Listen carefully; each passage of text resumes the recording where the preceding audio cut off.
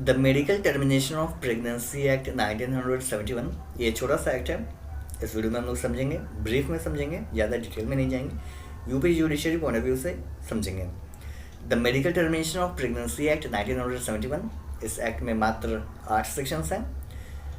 Act number 34 of 1971, इस act का objective है an act to provide for the termination of certain pregnancies by registered medical practitioners and for matters connected therewith or incidental thereto. First, Section 1, short title, extent and commencement. Section 2, definitions. इस section में guardian defined है। 2A, guardian means a person having the care of the person of a minor और अ lunatic, वो guardian होगा। 2B, lunatic. 2C, minor. Minor means वो person जो कि majority attend नहीं किया है as per Indian majority act 1875, यानी 18 साल का नहीं है, वो माइनर कहलाएगा। उसके बाद section 2D, registered medical practitioner defined है। Section 3, when pregnancies may be terminated by registered medical practitioners. एक चीज़ ध्यान दीजिएगा कि इस एक्ट के तहत में प्रेगनेंसी का टर्मिनेशन केवल एंड केवल रजिस्टर्ड मेडिकल प्रैक्टिशनर के द्वारा ही किया जा सकता है, अनरजिस्टर्ड मेडिकल प्रैक्टिशनर के द्वारा नहीं किया जाता है। सेक्शन 3 क्या है? व्हेन प्रेगनेंसीज में B terminated by registered medical practitioner. Important section है, लेकिन हमें कुछ इसमें पॉइंट इंपॉर्टेंट समझ में नहीं आया, तो थोड़ा सा कुछ पॉइंट समझ में आया जो कि हम आपको बता रहे हैं। No pregnancy of a woman who has not attained the age of 18 years और who having attained the age of 18 years is a lunatic shall be terminated except with the consent in writing of her guardian। देखिए, इस act के तहत में कोई भी women जो कि 18 साल से कम उसका एज है या वो ल्यूनेटिक है, उसका मानसिक स्थिति, दिमागी स्थिति सही नहीं है, तो ऐसी सिचुएशन में उसका मेडिकल टर्मिनेशन, प्रेगनेंसी का टर्मिनेशन किया जाएगा। किसके कंसेंट लिया जाएगा? उस महिला का कंसेंट नहीं, वो महिला का कंसेंट नहीं लिया सकता है।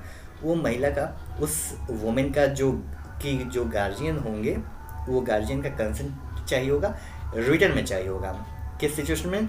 या तो वो वुमेन, प्रेग्नेंट वुमेन, या तो 18 साल से 18 ईयर्स से कम है या वो ल्यूनेटिक है।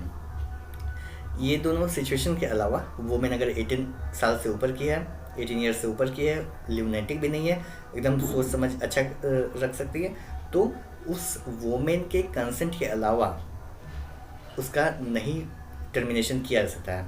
मतलब जो प्रेग्नेंट वुमेन है, उस प्रेग्नेंट वुमेन का ही कंसेंट चाहिए मेडिकल प्रेगनेंसी टर्मिनेशन के लिए। Section 4, place where pregnancy may be terminated. Section 4 बताता है किस प्लेस पर मेडिकल टर्मिनेशन किया प्रेगनेंसी का टर्मिनेशन किया जा सकता है। सेक्शन 4 बताता है कि एक हॉस्पिटल होगा जो कि गवर्नमेंट के द्वारा इस्टेब्लिश किया जाना चाहिए या मेंटेन किया जाना चाहिए, वहाँ पे प्रेगनेंसी का टर्मिनेशन किया जा सकता है, या ऐसा कोई भी अदर प्लेस जो कि अप्रूव किया गया है गवर्नमेंट के द्वारा इस एक्ट के तहत में, इसके अलावा कहीं भी नहीं। यानी प्राइवेट हॉस्पिटल में प्रेगनेंसी का टर्मिनेशन नहीं कराया जा सकता है। ओनली एंड ओनली इस एक्ट में बताया है कि प्रेगनेंसी का टर्मिनेशन गवर्नमेंट हॉस्पिटल में ही कराना होगा। अदरवाइज कोई भी अगर प्राइवेट मेडिकल प्रैक्टिशनर भी करता है प्राइवेट हॉस्पिटल में, तो वो ऑफेंस होगा। Section 5, sections 3 and 4 when not to apply. Section 3 and 4 यानी जो मेडिकल प्रैक्टिशनर बताएगा, या सेक्शन 4 में ये जो प्लेस है कि गवर्नमेंट हॉस्पिटल में ही करना है प्रेगनेंसी का टर्मिनेशन, ये अप्लाई कब नहीं होगा?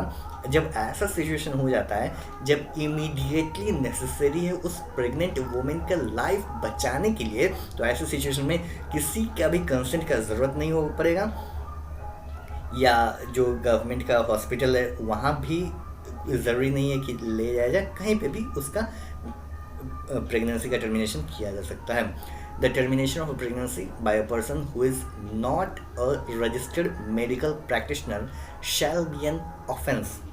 उसके बाद section 6, power to make rules.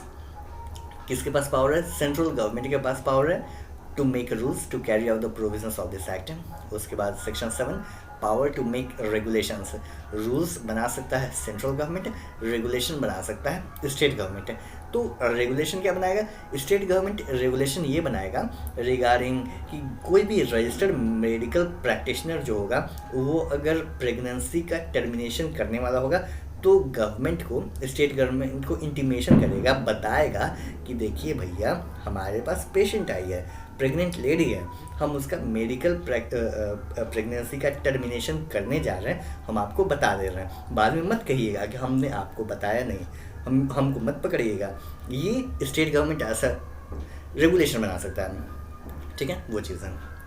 अगर मान लीजिए इसका ये जो इंटीमेशन वाला प्रोविज़न है स्टेट गवर्नमेंट ने रेगुलेशन बनाया, इसका अगर ऑफेंस होता है, इसको अगर फॉलो नहीं करता है कोई मेडिकल प्रैक्टिशनर तो वो ऑफेंस होगा, offence which will be and the medical जो प्रैक्टिशनर होगा वो लायबल होगा with fine which may extend to 1000 rupees. उसके बाद section 8, protection of action taken in good faith, no suit for other legal proceedings shall lie against any registered medical practitioner, अगर good faith में किया गया है तो।